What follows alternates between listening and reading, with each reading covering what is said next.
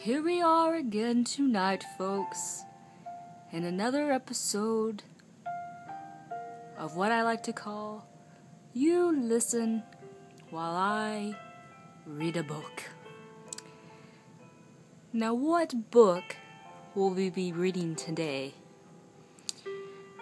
There's so many great books out there, so many stories to tell. But reading, as I always say, is like a journey, a path of many flowers, branches, and leaves, in which we follow and we come across the book where you will listen and I will read to you Mr. Good. Oh, Mr. Good. Shall we begin?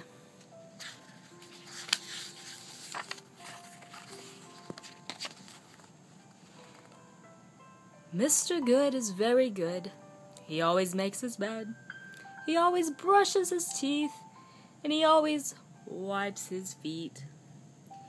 He never slams the doors. He never forgets birthdays. And he never ever tells lies. Mr. Good is very, very good.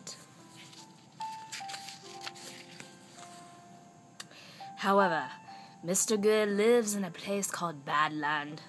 A place where nobody is like Mr. Good. A place where people do slam doors. And they slam them in your face.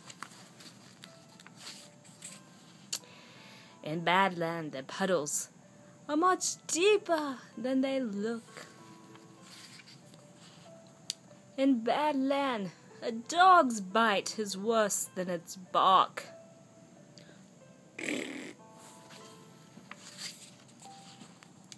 In Badland, even the trees are bad.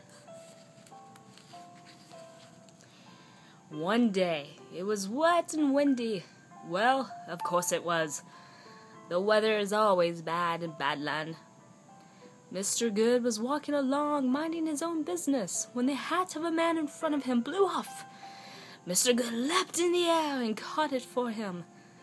The man turned around and glared at Mr. Good.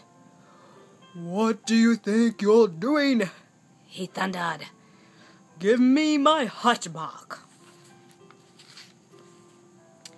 Poor Mr. Good. This sort of thing was always happening to him. You see, the very idea of doing a good deed in Badland was preposterous, unthinkable, mad. If Mr. Good offered to carry shopping, he was accused of stealing.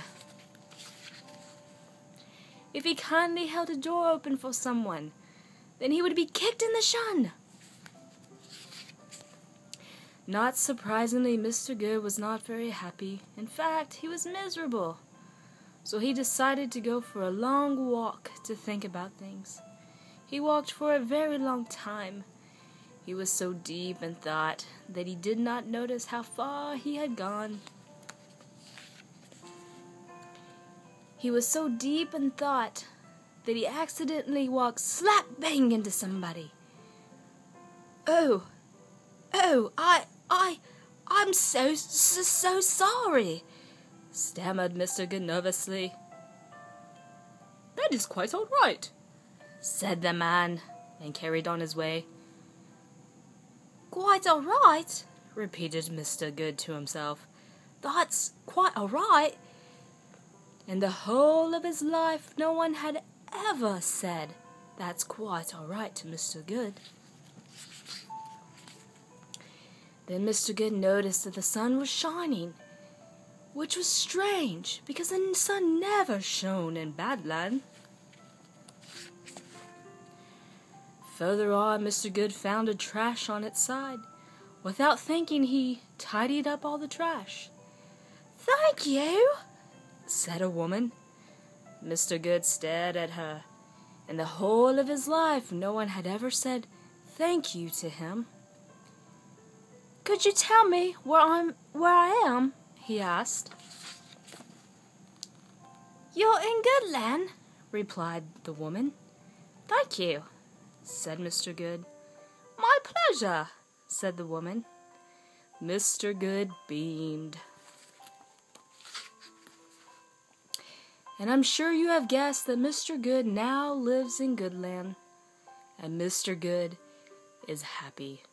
Very, very happy. Doing good deeds all day long.